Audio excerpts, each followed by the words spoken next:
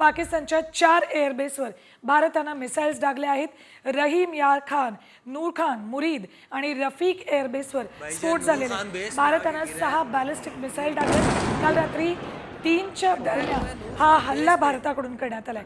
दरम्यान श्रीनगरमध्ये missile system active करण्यात आलेली आहे। याबाबतची माहिती मिळते। जमिनीवरून हवेत मारा करणारी ही मिसाईल सिस्टीम श्रीनगरमध्ये ऍक्टिव्ह करण्यात आली। हे 4 एअरबेसवर हल्ले पाकिस्तानात भारताकडून करण्यात आले। रावळपिंडीचं नूर खान एअरबेस, मुरीद एअरबेस, त्यानंतर रफीक एअरबेस आणि रहीम यार एअरबेस, पाकिस्तानातल्या पंजाब भागातले एअरबेस, या 4ही एअरबेसवर भारताकडून हल्ले करण्यात आलेले आहेत। त्याची ही दृश्य भारताकडून मध्यरात्री 3च्या सुमाराला हे हल्ले पाकिस्तानातल्या या एअरबेसवर करण्यात आलेत। भला मोठा खड्डा या पाकिस्तानातल्या एका एअरबेसवर या हल्ल्यानंतर पडलेला दिसतोय।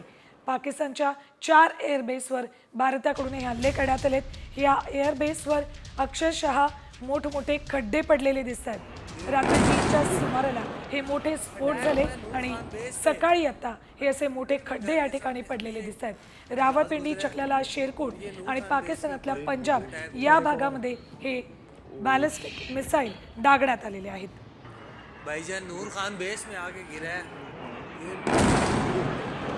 तर भारताकडून कुठल्या एअरबेसवर पाकिस्तानातल्या हे हल्ले करण्यात आलेले आहेत बघूया आपण ग्राफिक्सच्या माध्यमातून। भारतानं मोठा वार केलाय। रावळपिंडी, इस्लामाबाद, त्यानंतर शेरकोट आणि इकडे चकलालाचं मुरीद एअरबेस, या 4 एअरबेसवर भारताकडून क्षेपणास्त्र हल्ले करण्यात आलेले आहेत। तिकडे रावळपिंडीमधलं नूर खान एअरबेस आहे, इकडे इस्लामाबादमध्ये रहीम यार खान आणि शेरकोटमध्ये रफीक एअरबेस आणि चकलालामधलं मुरीद एअरबेस, या 4 एअरबेसवर भारतानं हल्ले केलेत आणि या क्षेपणास्त्र हल्ल्यांमध्ये या 4ही एअरबेसवर अक्षरशः मोठमोठे खड्डे पडलेले दिसतात। भारताकडून हे हल्ले करण्यात आलेले आहेत आणि